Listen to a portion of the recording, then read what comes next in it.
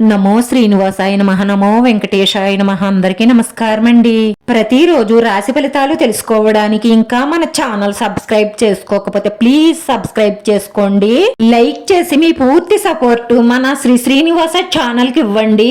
ఈ వారం రాశి ఫలితాలలో గోచార్య రీత్యా వృషభ రాశి వారు ఎటువంటి శుభాశుభ ఫలితాలను పొందుతారో తెలుసుకోవడానికి ఈ మన వీడియోని ఎక్కడా స్కిప్ చేయకుండా చివరి వరకు చూడండి. ఈ వారంలో మీ తోబుట్టువులతో అప్పు లావాదేవీలు జరుగుతాయి. ప్రేమైన వారు మీ అలవాట్లతో వారు పడుతున్న ఇబ్బందులను తెలియజేస్తారు. తద్వారా దాని గురించి మీరు కోపపడకుండా వారిని అర్థం చేసుకోవడానికి ప్రయత్నించండి. లేదంటే అనవసరమైన వివాదాలతో మీ సంబంధంలో చీలిక ఏర్పడుతుంది. ఈ కోపాన్ని నియంత్రించుకోవడం వల్ల మీరు చేరుకోవాలనుకున్న లక్ష్యానికి త్వరగా చేరుకుంటారు.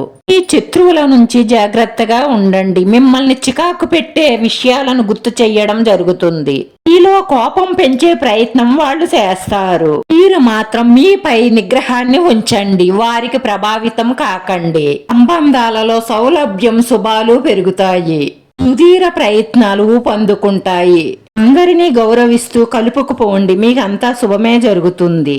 బడ్జెట్టును బట్టి ముందుకు సాగడంతో శక్తి ఉత్సాహం పెరుగుతాయి. పెట్టుబడి విస్తరణ చెయ్యాలన్న ఆలోచన పెరుగుతుంది.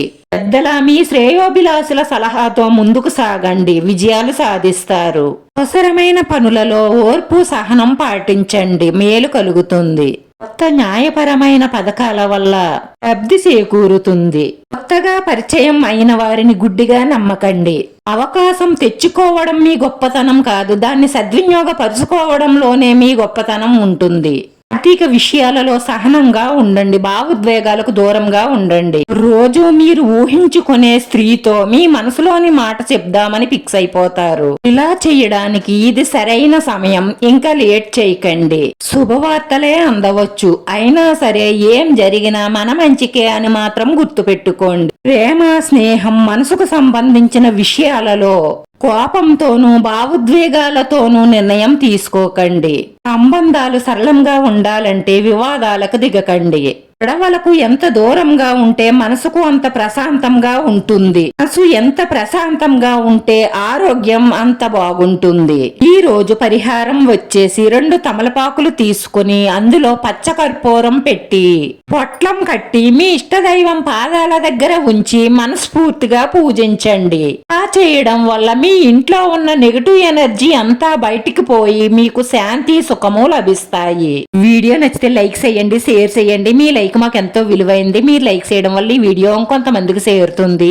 రాశివారి అదృష్ట సంఖ్య 9. ఈ రాశి వారికి కలిసొచ్చే రంగు ఆరెంజ్ కలర్. మన శ్రీనివాస ఛానల్ ఆదరించండి. అందరికీ ధన్యవాదాలండి. నమో వెంకటేశాయ నమః.